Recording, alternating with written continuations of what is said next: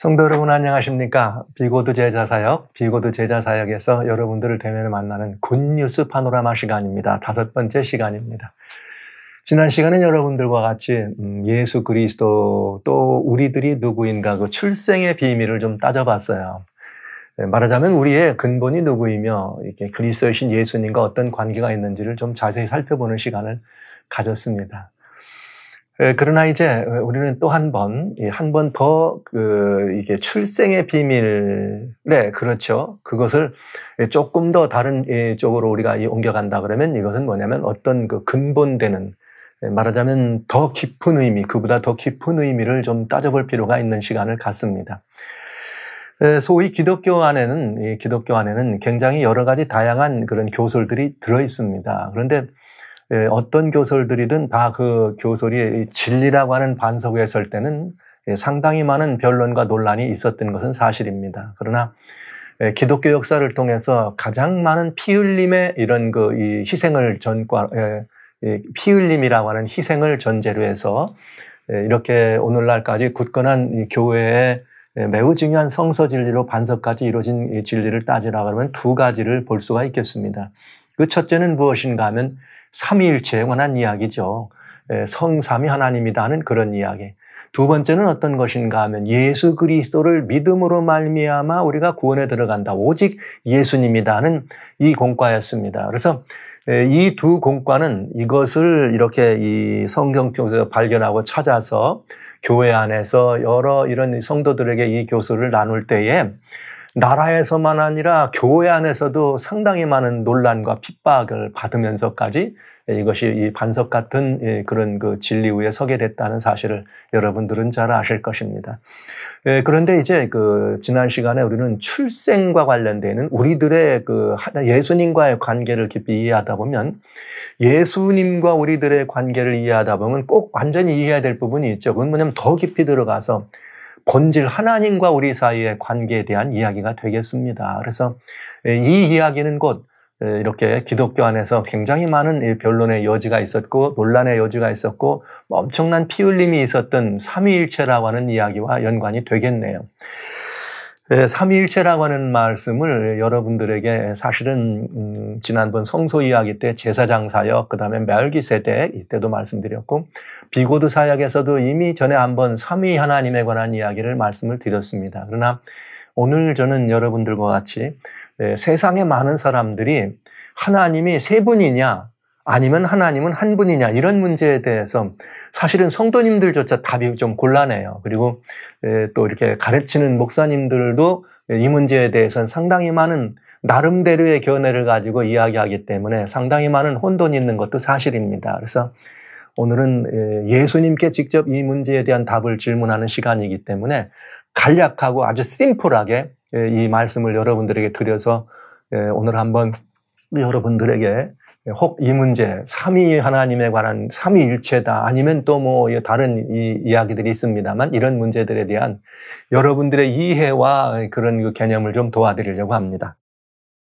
사실 이 삼위일체라고 하는 문제에 대해서는 그 시작 출발이 어딘가 하면은 하나님이 세 분이다라고 하는 그런 개념이 아니고 하나님이 누구신가, 어떤 하나님인가를 변증하기 위해서 터툴리안이라고 하는 교부가 처음으로 사용한 말이에요. 그래서 셋으로 되어 있는 하나 혹은 하나 안에 있는 셋이다 이런 의미로 그런 이 트리온에 대한 이야기를 설명하면서 하나님을 변증하려고 하는 그러니까 그 출발이 상당히 의로운 출발이죠. 하나님을 어떻게 하면 사람들에게 소개할 수 있을까 하는 그런 문제였습니다. 근데 이런 문제에 대해서 굉장히 많은 변론의 여지가 있다가 313년에 컨스탄틴 로마의 황제가 말하자면 이렇게 기독교를 이렇게 공인하면서 321년에는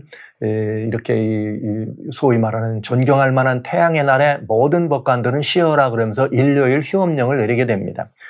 그러나 그는 이미 기독교로 개종을 한 것이죠. 그러나 그 개종의 그 진실 여부는 아무도 알지 못하고 오로지 하나님과 그 두 분 사이의 관계에서만 해결이 될 것입니다. 여하튼 그가 교회 안에 들어오고 보니까 어떤 문제가 있는가. 교회가 두 쪽이나 있어요. 무슨 말이냐면은 가만히 컨스탄틴 황제가 이제 이 동로마, 서로마에서 동로마로 이제 이 천도를 계획하고 있는 그런 그 입장이었는데, 가만히 보니까 서로마를 중심으로 하는 그 바티칸을 중심으로 있는 그쪽에는 또 이렇게 삼위 하나님을 안 믿는, 그리고 또 이 반대쪽에는 또 삼위 하나님을 믿는 이런 문제들이 이렇게 이 교회 안에 퍼져 있는 걸 본 것입니다. 그래서 그는 325년에 니케아라고 하는 곳에서 공회를 열어서 이러지 말고 하나가 되자. 우리 이렇게 다퉈서 되겠느냐 해서 이 문제에 대해서 변론을 공개적인 그런 그 포럼을 열게 된 거죠. 그래서 두 주창자가 나옵니다. 하나는 누구냐? 아타나시우스라고 하는 이 알렉산더 교회의 집사님과 또 다른 사람은 또 같은 알렉산더에서 나온 교회에 나온 아리아누스라고 하는 아리안이라고 또 아리우스라고도 하는 이 장로님이었습니다.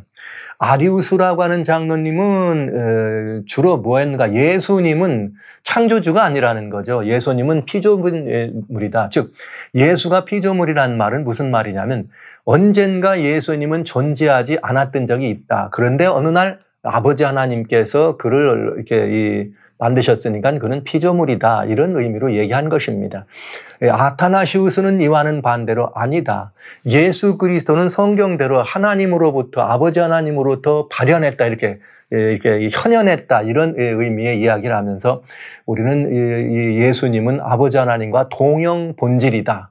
즉 성경에 나와 있는 본체의 형상이다. 이 말씀을 가지고 삼위일체 논쟁을 이끌어갔습니다. 그래서 결국은 아타나시우스의 아성부와 성자와 성령은 다 똑같은 한 분 하나님의 안에 있는 삼위 하나님이다. 이런 의미로 삼위일체 논쟁을 승리하게 됩니다. 그러나 이 교회 안에서는 아직까지도 이 논쟁이 끊어지지 않죠. 그래서 이 아리우스의 이런 그 주장을 지금까지도 주장하는 이렇게 또 다른 한 일파가 있죠. 소위 이제 워치타워, 여호와의 증인이라고도 하는데 그들은 예수님을 창조주 하나님이 아닌 창조자다. 약간 하등한 하나님으로 얘기하죠. 그리고 게다가 이제 그분들은 또 뭘 가리키는가? 성령은 하나님의 이런 그 능력이나 에너지이지 독립적 이런 이 개체로서 하나님이 아니다. 이렇게 주장을 합니다. 그런데 이런 주장을 하니까 우선 근본적으로 지난 시간 보셨던 것처럼 예수 그리스도는 그리스도시요 살아계신 하나님의 아들이라는 고백을 하는 것이 기독교의 기초입니다. 그러니까 이 말은 예수님이 하나님이란 뜻이에요. 그러니까 만약에 그들이 예수님을 하나님이 아닌 피조물이라면 창조주가 아닌 피조물로 보았기 때문에 그들은 엄밀히 따지면 기독교가 될 수 없는 거죠. 그러니까 두말할 이유가 없는 이야기로 볼 수 있겠습니다. 그러나 그들이 떠나간 이후에 교회에서 나간 이후에도 여전히 어떤 일이 있는가? 이제는 예수님이 지난 시간 보신 것처럼 요한복음 1장 1절로 2절로 3절만 봐도 3계절만 봐도 예수님이 하나님이신 건 너무나 명백한데 네, 너무나 명백한데 이 성령은 하나님이 아니다 하는 이런 말씀을 가지고 교회 안에는 요소마다 이런 분들이 계셔서 성령은 하나님이 아니고 성령은 그저 영이지만 이건 하나님의 영이요 하나님께 부속된 어떤 능력이나 하나님의 그런 역사를 섬기는 이런 존재로 설명하면서 성령을 하나님이라고 얘기하는 삼위일체를 가리키는 교회를 이렇게 굉장히 이렇게 공격을 하는 그런 모습들을 보게 됩니다. 이런 모습들을 이렇게 보면서 우리가 한 가지 이해할 수 있는 것은 오직 성경에 이런 말씀이 있어요. 성경에 무슨 말씀이 있는가 하면 성경 하박국 2장에 보면 20절에 이런 말씀이 있습니다. 온 천하는 여호와 앞에 잠잠하라. 왜 여호와 앞에 잠잠하느냐? 그는 그의 성전에 계시다. 이렇게 되어 있어요. 그러니까 성전이란 말이 말하자면 성소라는 말씀이죠. 하나님은 거룩한 처소에 여호와는 계시니 온 천하는 그 앞에 어떡하라? 잠잠하라. 제가 이 말씀을 드리고 싶어요. 삼위일체든지 또 아니든지 이것은 하나님에 관한 이야기입니다. 그러니까 욥이 고백한 것처럼 어떻게 유한한 인생이 전능자의 오묘를 우리가 다 측량할 수 있겠느냐 이런 말씀이죠. 그러니까 유한한 인간이 무한하신 하나님을 완전히 이렇게 정의한다 그러면 그분은 더 이상 하나님이 될 수 없는 거죠. 그래서 마치 태양이 신인 줄 알았었습니다만 지금은 태양을 향하여 태양 탐사선도 보냈잖아요. 그래서 태양이 무엇인가를 완벽하게 정의하면 태양에 가졌던 그런 신비감은 떨어지는 것과 마찬가지입니다. 태양이 어떻게 생긴 것이고 어떤 의미로 존재한다는 걸 알면 태양도 만들 수 있겠죠. 그래서 지금은 인공 태양도 만든다고 하는 그런 시절입니다. 그러니까 하나님에 관한 이해도 마찬가지가 되겠어요. 완벽한 유한한 인생의 하나님에 대한 완벽한 이해는 그 하나님의 그런 그 신성의 전능성을 우리들이 이렇게 찬탈하는 행위가 될 거다. 이런 말씀을 드리면서 이것은 매우 조심스러운 이야기입니다. 그러나 오늘 하박국 선지자의 말처럼 여호와는 성전에 계시다. 그러니까 여호와는 성전에 계시고 성소로 가면 될 거 아니에요. 거기서 여쭤보면 될 거 아니에요. 근데 구약 사람들은 눈에 보이는 성소로, 신약의 우리는 예수님, 임마누엘 하신 예수님에 대한 생생한 기록이 담겨 있는 어디로 갑니다? 사복음서로 갑니다. 그래서 이 사복음서를 중심으로 한 하나님은 세 분 하나님이냐? 근데 세 분 하나님이 뭐 이렇게 그 존재하시는 이 세 분 하나님께서 이렇게 목적과 성품과 역사에 있어서 뭐 한 마음이기 때문에 부부가 일심동체인 것처럼 설명하는 것처럼 뭐 한 삼위일체 하나님이냐? 아니면 뭐 이 아버지와 여기 아들은 진짜 분명히 하나님이 분명한데 성령은 하나님이 아니냐? 아니면 뭐 여러 가지 이해와 해석들을 여러분이 듣기도 하고 가지십니다.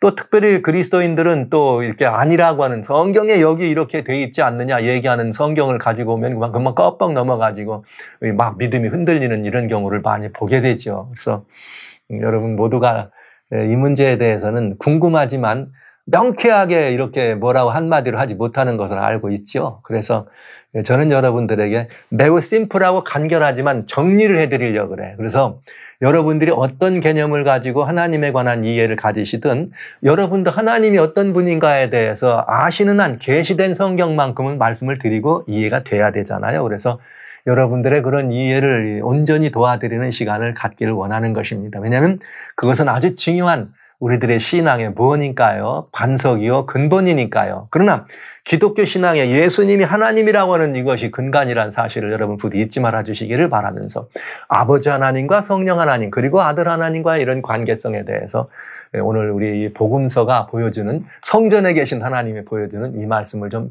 찾아보려고 해요. 그렇습니다. 여러분, 이 삼위일체라고 하는 말씀을 드릴 때 성경은 그러면 이걸 뭐라고 하겠는가? 구약 성경에는 특별히 이렇게 이 신명기 6장 4절에 오직 여호와는 한 분이신 하나님이다. 이렇게 되어 있어요. 오직 여호와는 어떻다? 한 분이신 하나님이다. 홀로 한 분이다. 그건 구약 성경. 신약 성경은 뭐라고 하나? 특별히 야고보서 2장 19절에 뭐라고 말했는가 하면 이렇게 말해요. 너희는 하나님은 한 분인 줄 아느냐? 귀신들도 믿고 떤다. 와우. 그러니까 사단도 하나님은 한 분인 줄 알고 떤다. 그렇게 말한 거죠. 그러니까 하나님은 성경적 전반적인 성경적 개념의 하나님은 몇 분이에요? 한 분입니다. 이게 성경적 이야기입니다. 디모데전서 1장 17절에 홀로 하나이신 하나님, 6장 15절로 16절에 홀로 하나이신 하나님 이렇게 돼 있어요. 하나님은 분명히 한 분이십니다. 자, 그런데 우리가 삼위일체라고 하는 말을 한다면 삼위일체라는 말을 한다면 사람들은 이 개념을 오해하고 있다 이렇게 생각해요. 터툴리안이 말했을 때 그 삼위일체 그 하나님은 또 아다나시우스가 말한 삼위일체 하나님은 삼신, 세 하나님을 말한 것이 아니라는 것입니다. 근데 그거를 공격하려고 하는 사람들은 삼위일체를 삼신일체다 이렇게 이해를 하고 들은 것이죠. 그러나 그건 오해입니다. 삼신일체를 삼위일체라고 한다면은 예를 들면 아버지 하나님, 아들 하나님, 성령 하나님이 각각 따로따로 원래 근원도 다르고 다 다른 근원에서의 세 분 하나님인데 이분들이 마음을 합동해서 부부일심동체인 것처럼 일체가 됐다. 이렇게 얘기하는 것이 아니라는 거죠. 그런데 설명을 하다 보면은 마치 그렇게 설명을 한 것 같은 그런 그 가르침이나 이런 그 교설들을 들을 때가 있어요. 그럼 좀 마음이 무겁죠. 근데 그렇지 않습니다. 그러니까 성경의 하나님은 삼신일체 하나님이 아니라는 거죠. 그렇다면 뭐냐? 우리는 찾아볼 수 있는 답은 간단하죠. 그렇다면 하나님은 일신, 한 분 하나님이다. 여기 아주 쉬워져요. 이제부터 어떻게 쉬워지는가? 하나님은 한 분이다. 그런데 그 하나님은 어떤 하나님이에요? 전능하신 하나님입니다. 그렇다면 전능하신 하나님이고 이 모든 것들을 지으시고 모든 것들을 주권하시는 영원하신 분이요, 어디나 충만하신 무소부지한 분이시요, 전지전능하셔서 모든 것들을 과거나 미래나 현재나 미래뿐만 아니라 어디든지 숨길 수가 없는 그런 전지전능하신 분이라면, 네, 그분이 존재하시는 존재 형식이, 그 존재하시는 존재 형식이 신성의 한 개체든 두 개체든 여러 개체가 되든 뭐가 문제가 되겠습니까? 여러분, 인간의 유한한 이해로 이걸 이해하려고 하니까 오로지 존재는 하나밖에 없으니까 이 말은 불가능하다 하는 것이지, 하나님의 전능신성을 믿으면 전능하신 자는 하나로도 존재할 수 있고 둘로도 존재할 수 있고 셋으로도 존재할 수 있다 이 말이죠. 한 하나님이, 그게 전능하신 거 아닙니까? 뭐 옛날 얘기책입니다만 홍길동전에 보면은 여러분 아시는 것처럼 허균이라는 사람들, 홍길동이란 책을 쓰는데 상상 속에서 어떻게 만들어요? 분신술을 썼더니 똑같은 홍길동이 여러 곳에 나타나잖아요. 그건 물론 이야기책입니다만 이것이 가설이 아니고 실제 현실로도 가능한 일이다. 그건 무슨 일이냐? 여기 성경에 이렇게 돼 있어요. 성경에 뭐라고 돼 있는가? 예수님에 대해 설명할 때 그는 아버지 하나님이죠. 하나님, 본질 하나님의 영광의 광채요 본체의 형상이다. 그게 이해가 되잖아요. 본체란 말은 하나님이 본체인데 하나님은 영이시요. 여기 어떤 분이냐? 디모데전서 6장 15절 16절에는 홀로 하나이신 하나님인데 아무도 가까이 갈 수도 없고 아무도 본 자도 없다 이렇게 돼 있어요. 가까이도 본 적도 없다. 예수님은 직접 요한복음 5장에 하나님께로 나오지 않은 사람은 나온 자 외에는 하나님을 본 자가 없다 이렇게 말했어요. 스스로 하나님께로부터 나왔다 이렇게 말한 거죠. 그러니까 그러면서 그 말을 했더니 유대인들이 그를 죽이려고 합니다. 왜? 자기를 하나님과 동등되다고 했으니까 말한 거죠. 똑같다고 하니까 그런 것이에요. 그러니까 사람들은 그 하나님의 전능하신 하나님을 이해하지 못하는 거죠. 문제는 우리의 유한한 이해입니다. 전능하신 분은 한 개체로도 두 개체로도 여러 개체로도 존재할 수 있다는 사실입니다. 그래야 전능하지 않아요? 여기도 계시고 어디도 계셔야 똑같은 모습으로 미국도 계시고 한국도 계셔야 전능하신 분 아닙니까? 그러니까 그 전능신성을 이해하면 아무것도 문제될 게 없어요. 그런데 그 하나님은 어떤 하나님이셨느냐? 본질 하나님이 계십니다. 그런데 이 하나님은 어떤 하나님이냐? 예를 들면 천지와 만물을 창조하시고 모든 것을 이루실 수 있는 전능하신 하나님이신데, 와우, 아무도 가까이 갈 수도 볼 수도 없으니 만든 피조물은 있지만 뭐 할 수가 없어요? 교통할 수가 없네. 그럼 만들었지만 교통할 수 없다면 그 관계 형성이 안 되잖아요. 그러면 어떤 일이 벌어집니까? 관계가 형성되지 않으면 그럼 뭐 하나님하고 이 만들어진 피조물하고는 그냥 따로따로지, 그냥 만들어 놓은 거지 아무것도 아니잖아요. 그래서 우리 하나님은 어떤 하나님이시냐 하면은 원래부터 어떤 하나님이시냐? 전능하신 하나님이시기 때문에 모든 피조물들을 만들고 나면은 그 피조물들과 관계하실 수 있는 관계 신성을 가지고 있는 분이다 이게. 관계신성, 즉 교통하실 수 있는 하나님, 관계신성이다. 그래서 하나님은 이런 분이라는 것을 드러내 줄 수 있는 그런 하나님의 성품을 드러낼 수 있는, 그래서 관계란 말은 둘 이상이라 해야 되잖아요. 그러니까 피조된 세계와 창조주는 떨어져 있어야 되는데 그 안에서, 왜냐하면 모든 걸 만들려면 창조세계, 피조된 세계 밖에 있어야 되잖아요. 그러나 밖에 있다면 이 피조세계와 교통할 수 없기 때문에 이 피조세계 안으로 뭘 해야 될까요? 들어오셔야 돼. 이것을 보고 관계신성이다. 제가 이렇게 쉽게 말씀드리는 거예요. 아, 교통하실 수 있는 관계신성. 그분은 누구시냐? 하나님의 성품과 뭐 사랑이며 의로우며 거룩의 성품을 드러내시는 분이다. 그러나 여전히 하나님은 또 뭐해요? 전능하신 분이기 때문에 이 모든 것들을 뭐 하셔야 돼요? 이게 통치하실 뿐만 아니라 관리하고 이게 돌보고 하는 여전한 전능신성이 필요하죠. 그래서 하나님에게는 속성이 있어요. 절대 이 하나님에게는 어떤 속성이 있느냐? 두 가지 속성이 있는데 하나는 절대 속성, 절대적 속성과 하나는 관계적 속성이 있다. 이 말은 상대적 속성입니다. 절대적 속성은 혼자 있어도 가지는 이 속성을 말하는 것이고 상대적 속성은 뭐냐? 항상 대상이 있어야 돼. 그래서 제가 관계적 속성이라는 말씀을 드리는 거죠. 그러니까 절대 신성에는 하나님의 전능하시니 전능 신성이 드러나는 것을 의미한다면 관계 신성은 하나님의 성품이 드러내는 것이다. 그런데 이 하나님의 성품을 드러내는 관계 신성으로 누가 등장하셨느냐? 말씀 하나님. 관계하신, 말씀이니까 관계하는 분이죠. 교통하는지요. 말씀 하나님. 그런데 이 하나님이 인생으로 우리에게 오셨다. 우리는 그분을 누구라 그런다? 예수님이라 그런다. 그러니까 이분은 오셔서 뭐라 그러셨어요? 요한복음에 주님 말씀하신 것처럼 인자를 본 자는 아버지를 보았느니라. 이렇게 말씀하시네. 요한복음 14장에. 그러니까 아버지의 이 모습, 말하자면 전능신성을, 절대신성을 보여주러 오신 것이 아니라 관계해야 된 거예요. 절대 신성으로 오면 아무도 볼 수가 없잖아요. 그러니까 보이는 하나님이에요. 본체의 영광의 광채요. 본체의 형상으로 오셔서 아버지 하나님을 보이시는데 아버지의 뭘 보여주셨느냐? 그 사랑의 품성을 우리들에게 보여주셨다. 그래서 요한복음 1장 14절에는 어떤 말씀이 되어 있느냐? 이렇게 되어 있어요. 말씀이 육신인데 우리 가운데 거했을 때 우리가 그 영광을 보았는데 아버지의 독생자의 영광이요 은혜와 진리가 충만하더라. 뭐의 영광이에요? 성품의 영광입니다. 이렇게 되어 있는 것이죠. 그래서 예수님이 이 땅에 오실 때, 예수님이 이 땅에 오셨을 때 이 하나님의 본체셨지만은 예수님은 자기를 비우시고 뭘 쓰셨느냐? 본체의 형상이 빌립보 2장에 말씀하신 거예요. 본체 영광의 근본 하나님의 본체셨지만은 자기를 비워 종의 형상을 가지고 인간으로 오셨다 이렇게 말씀하신 거죠. 뭘 보여드리려고? 아버지의 원래 본질 하나님의 품성을 보여드리려고 이렇게 된 것입니다. 그래서 예수님이 이 땅 오실 때도 누가복음 1장 35절에 보면은 누가복음 1장 35절에는 이렇게 돼 있어요.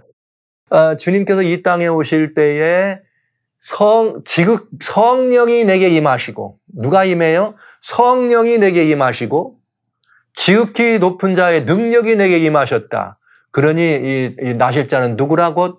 하나님의 아들인데 예수라. 거기 뭐가 나와요?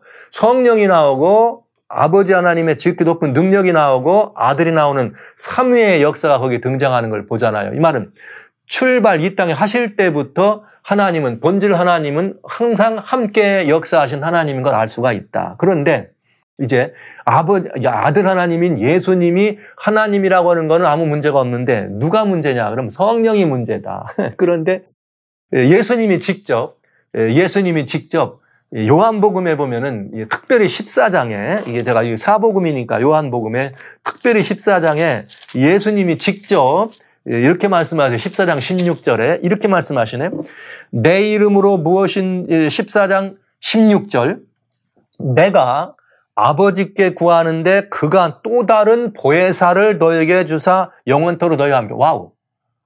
이분이 누구예요? 우리는 보혜사 성령이라고 하는 분이에요. 아니, 아들 하나님이라고 할 때는 하나님과 이렇게 동급이고 동등됨이라고 하는 것은 충분히 이해되는데 왜? 예수님이 직접 그랬어요. 요한복음 10장 30절에 나는 아버지와 나는 하나라 그렇게 말씀하셨어요. 그러니까 하나예요.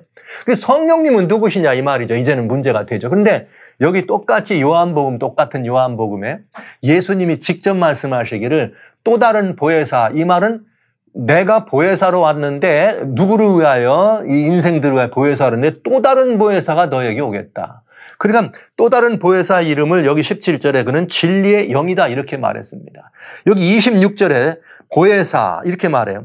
보혜사 곧 아버지께서 내 이름으로 보내실 성령 그가 그러니까 성령님을 독립적 개체로 이렇게 직접 누가? 예수님이. 누구라고요? 하나님이신 예수님이 독립적 개체로 성령님을 우리들에게 소개하십니다.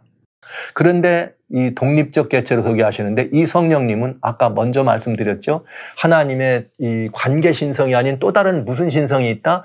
전능 신성이 있다. 그건 절대적 신성이다. 그럼 성령님은 누구실까? 여기 보면 보혜사로 나와. 예수님과 무슨 급? 동급으로. 자, 아들은 오셔서 아버지와 나는 동등이다 하셨습니다. 그리고 아들은 또 우리들에게 뭐라고 말씀하시는가? 성령님은 또 다른 보혜사, 나와 같은 또 다른 보혜사다.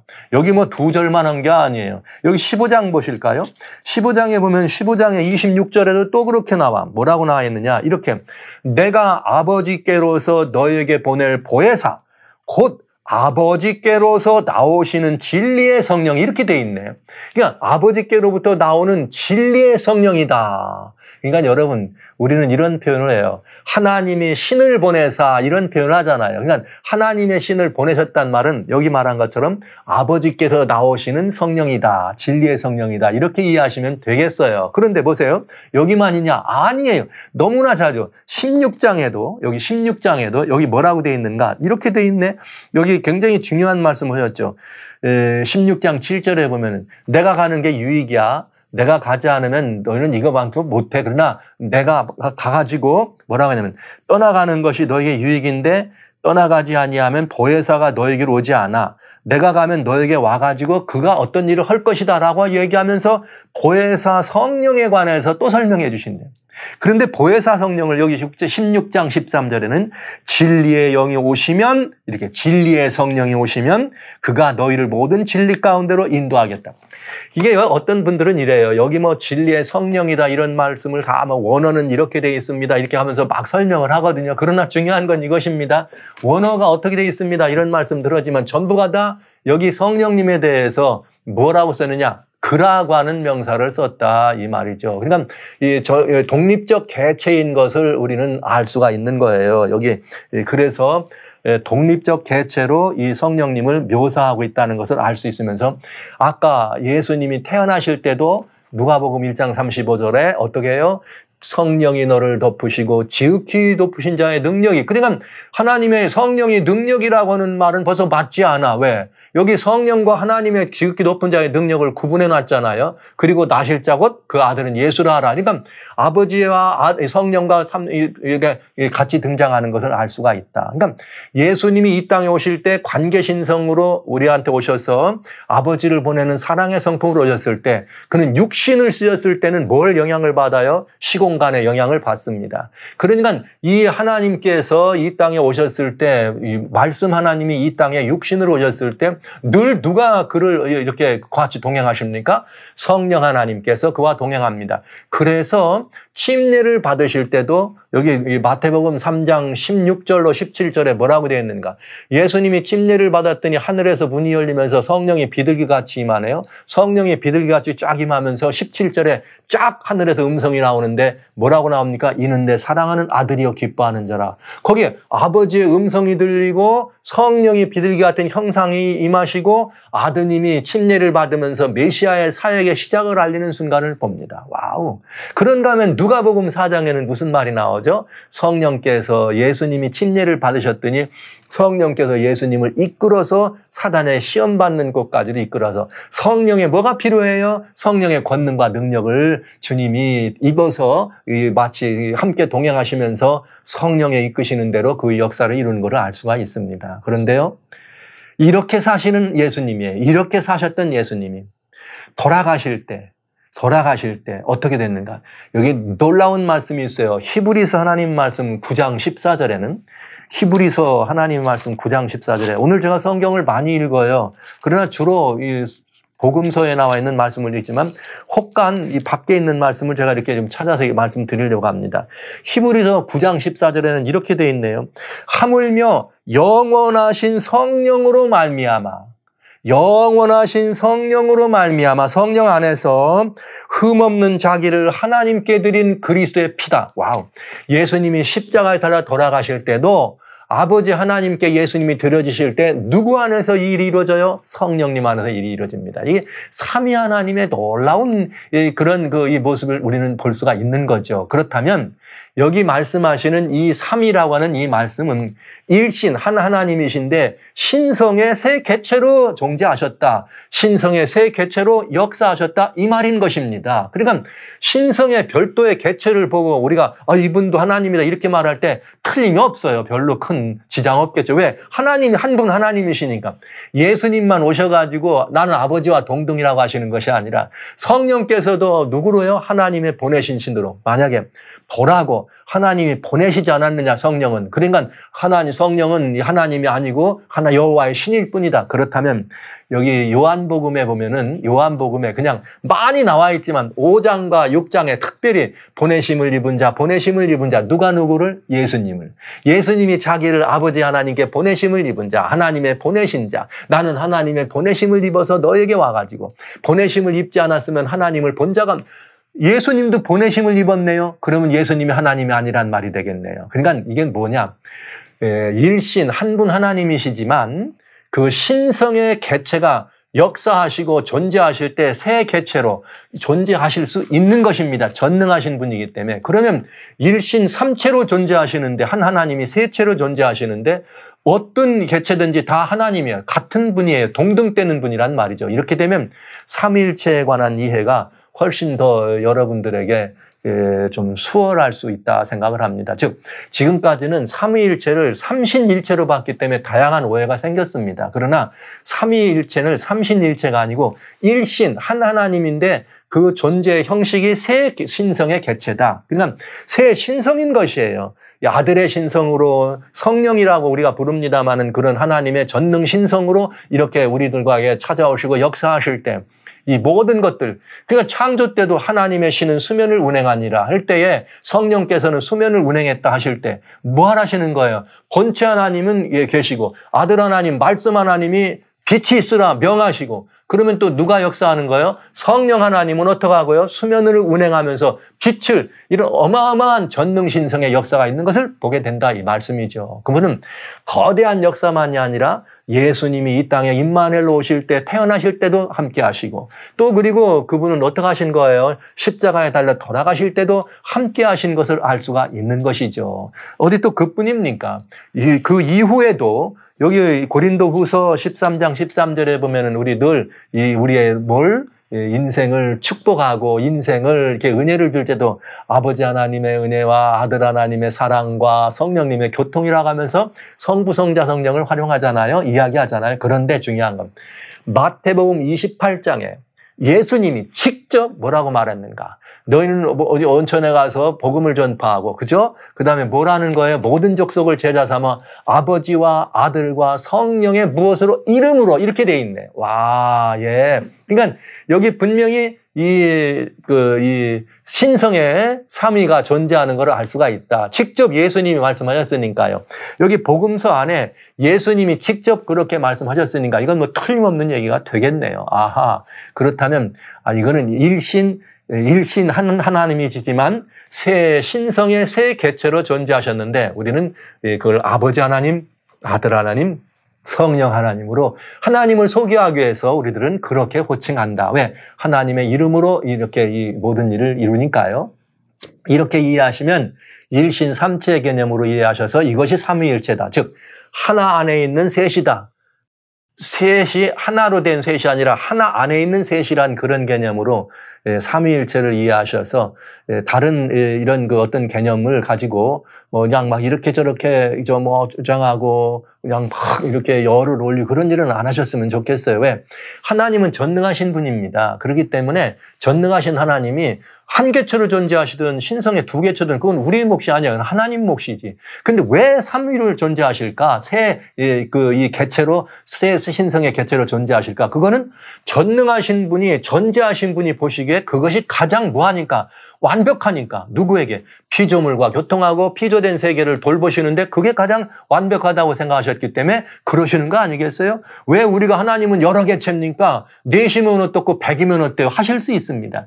그러나 삼위라고 하는 새 위격으로 신성이 존재하는 이유는 우리를 위하여, 즉 전능 신성에 대한 하나님의 우리들에게 보여주시는 하나님의 이 모습뿐만 아니라 하나님의 성품의 아름다움과 하나님의 그 사랑의 성품을 우리에게 보여주시는 이 모습들을 우리들이 알기 위해서 그러신 것이다라고 이해하면 하나님의 무한 광대하신 사랑에 대해서 우리는 다시 한번 겸허히 머리를 숙일 수밖에는 없게 되겠습니다. 이 신약만 있는 거 아니에요, 사실은. 여기 이 이사야서의 48장에 보면은 이 신성의 삼위가 거기 이 새 신성이 나타나는데 이사야 48장에 보면 이런 표현이 있어요. 굉장히 여러분들이 거기 잘 보시면 좋은데 특별히 12절부터 16절까지 나옵니다. 12절에 보면 이렇게 나와요. 야곱아 나의 부른 이스라엘아 나를 들으라. 나는 그니 나는 처음이요 마지막이라. 누구 같아요? 아버지 하나님 같아요. 다 그렇게 생각해. 그죠? 그러면서 내가 땅에 뭐 천지를 일컬었다 그러면 14절 너희는 다 모여들으라. 나 여호와의 사랑하는 자. 지금 이 말씀을 하신 분이 누구예요? 나 여호와 하나님이야. 그러니까 여호와 하나님 그러면 누구라고 생각해요? 아버지 하나님처럼 생각합니다. 보시죠.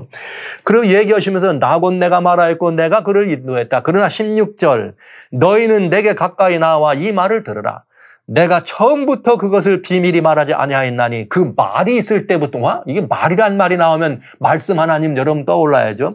내가 거기 있었노라 하였느니라. 이제는 나 여호와가 이렇게 말씀하신 그 나 여호와인데 이제는 주 여호와께서 와우 나와 그 신을 보내셨느니라 이렇게 돼 있어요. 16절에 나 여호와가 얘기한다 그랬는데 이번에는 주 여호와가 나와 그의 신을 보냈다. 그러니까 주 여호와가 있고 나 여호와가 계시네 두 개. 근데 이번엔 또 뭐가 하나 더 돼 있어요. 개체로 말하자면 그의 신 여호와의 신이죠. 그러면 여호와의 주 여호와 또 여기 말씀하신 여기 나 여호와라는 말씀 그 다음에 여호와의 신 이렇게 되면 신성의 삼위가 세 개체가 존재하는 걸 알 수가 있다 이 말이에요. 그러니까 우리는 이 문제에 대해서 여러분들의 이해가 좀 막 복잡하게 뭐 여러 가지로 부부 일심동체 이런 거하고 전혀 다른 것입니다. 그러니까 삼신사상이라고 오해를 받는 거예요. 이게 그게 아니고요.